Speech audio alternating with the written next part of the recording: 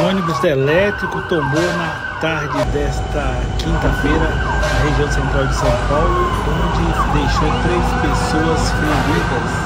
Lembrando que esse ônibus é de uma linha regular urbana e o motorista perdeu o controle ao fazer conversão para a esquerda.